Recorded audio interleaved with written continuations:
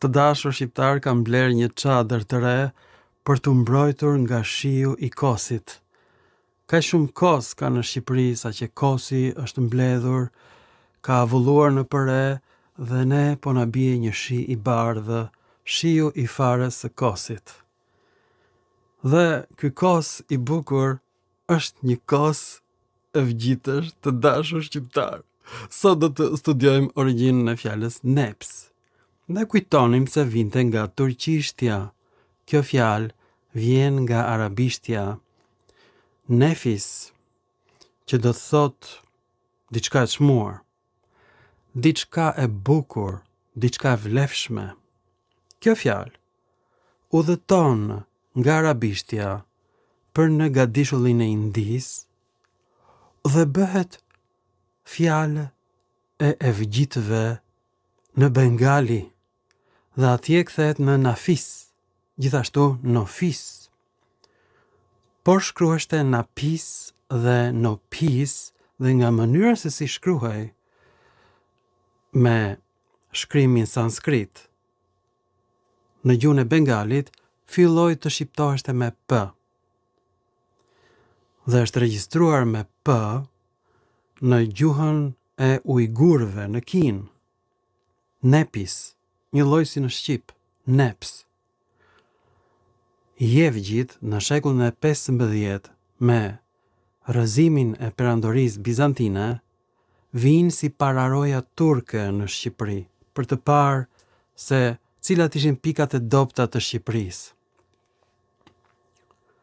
Pra, turqit dërgojnë jevgj si tregtar shëtitës me arinj, me gomarë, me karoca, të pafajshëm jevgjit, dhe ata u tregon turqve se si mund të hynë nëpër Shqipëri shumë lehtë. Jevgjit ishin pararoja e turqve. Në gjuhën e jevgjve vjen kjo fjalë, neps, dhe kalon në gjuhën shqipe. Pra kjo fjalë nuk ka ardhur nga turqishtja, sepse në gjuhën turke otomane kjo është nefis. Pra vjen direkt nga arabishtja nafis. Varianti shqipes, neps, vjen nga gjuha e jevgjive në bengali, që shkruanin me ph, pastaj filluan ta shqiptonin p, të paspiruar, dhe kështu është në shqip, nga mënyra se si shkruhet kjo në gjuhën sanskrite të jevgjive të dashur shqiptar. Kjo është origjina e fjalës neps, direkt nga gjuha jevge dhe jo nga gjuha turke, siç mendohej deri tani. Shikoni se do filloni të qani të lemeritur nga jevgjit në Shqipëri. Të dashur shqiptar, sipas statistikave, në Shqipëri ka 450.000 evgjit, të padeklaruar, të shkrirë me racën shqiptare, nuk dallohen fare nga ngjyra, por janë jevgj, që të gjithë. Pra, 1/4 e Shqipërisë janë evgjit. Ne jemi pushtuar nga jevgjit, dhe fjalë evgjite kanë hyrë në Shqip, dhe një nga këto fjalë është fjala neps, siç e shikoni, nga gjuha e bengalit, napis, që ka mbetur e paspiruar në gjuhën e ujgurëve, ka kaluar atje si huazim nepis, dhe kështu është në Shqip, një lloj, neps. Ndërkohë që kjo fjalë hyn në gjuhën turke, tek otomanët, nga gjuha arabe, nafis. Dhe në gjuhën turke është nefis. Pra, fjala shqipe nefis nuk ka ardhur nga turqishtja, por ka ardhur nga gjuhët e jevgjive napis, sepse ashtu e shkruanin ata dhe pastaj filloi të deaspiroi, të shqiptoheshte thjesht napis. Dhe kështu shqiptohet edhe nga jevgjit, naps, nops, variante të ndryshme evgjite.